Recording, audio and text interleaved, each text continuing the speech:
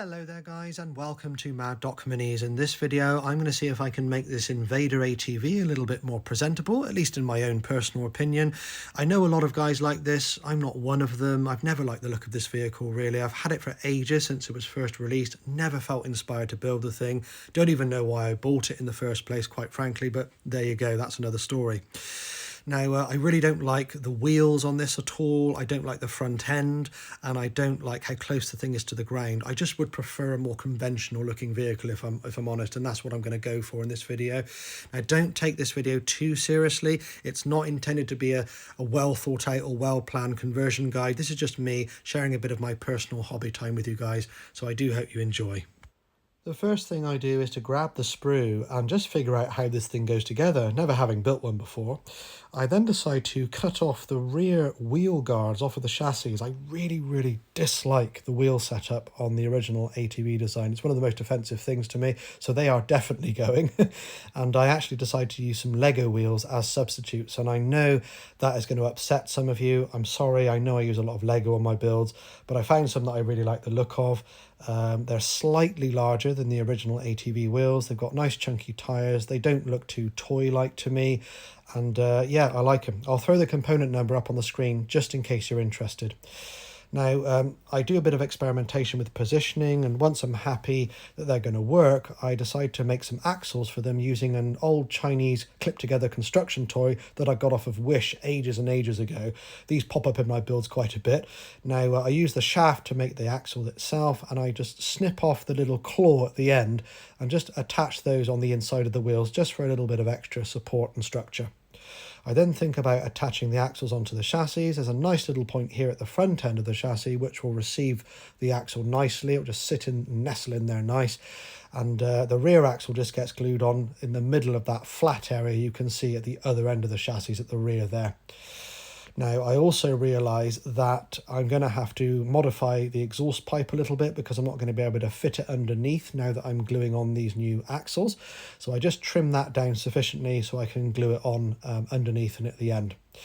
I realise at this stage that the vehicle is developing an awkward rear kind of tilt to it, so I decide to bump up the rear axle just by using a bit of cardstock underneath it.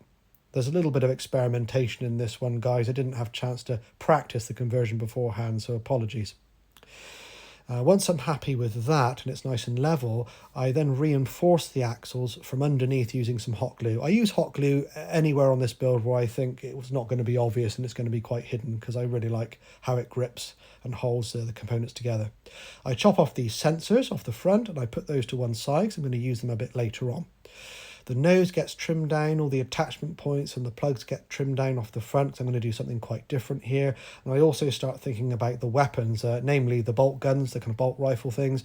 I'm actually going to glue those together in close formation, so I trim them down on the insides, use a bit of plastic card in between just to kind of separate them a little bit, and we're going for more of a kind of storm bolter setup here, I guess.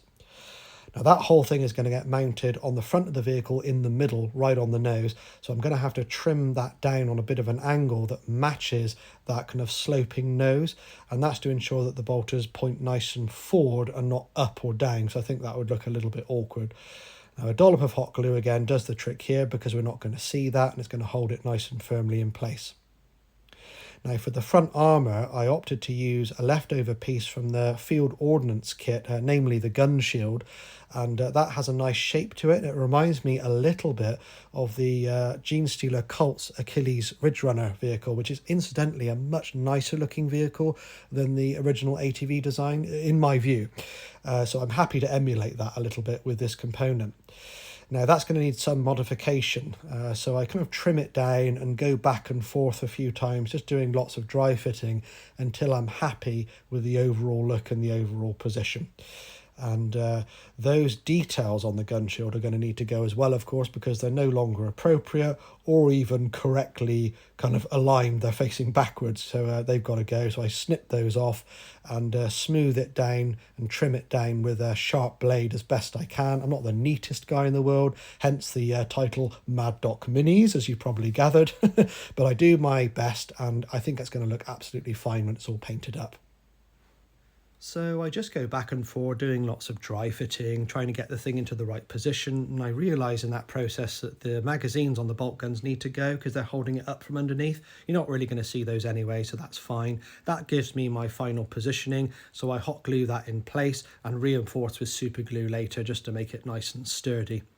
I then think about trying to build up the rider and the gunner, and I do this with no conversion work. They're fine to me, they don't really offend me, so they get built up. I do, however, attach the roll bar that's supposed to go behind the driver underneath and at the front. Now that this thing's got more ground clearance, I just think it looked nice under there, and it just looks more rough and tumble, and it wasn't really doing anything behind the driver anyway. Knowing me, I'm probably not going to fill in these awkward holes because I'm not much of a perfectionist, but you could if you wanted to. I then attach the headlight things on the front, those kind of sensors that I cut off earlier. I'm recycling them and using them as headlights because I want that more conventional look to the thing. And I also opt to use the armoured plate that comes with the ATV kit, the front armoured plate. I attach that over the top of the bolters, and I think that's a nice finishing touch on the front end there. It's a good time to remind you guys, if you've enjoyed the content, to like and share. It really does help the channel to grow. And if you're not already subscribed, consider giving me a sub. I really do appreciate all the support. So moving on, there are a couple of alterations I did off screen. Apologies that I didn't capture the footage for that. And I did some work underneath the bonnet to the sides because we got some awkward gaps there. I just filled that in with some Lego components, namely some Lego taps. And that's just to kind of fill that area in. And I made the fenders at the back out of some leftover Land Raider sponson parts that I had lying around, just super glued them onto the side. So I'm going to give this a basic tabletop paint job, guys, in my homebrew chapter colours, and I'm going to put it on a rotating platform and give you some glamour shots. I really hope that you've enjoyed this process, and it's just me having a bit of fun, but I'd be really delighted to hear what you think. Thanks ever so much, guys. Cheers.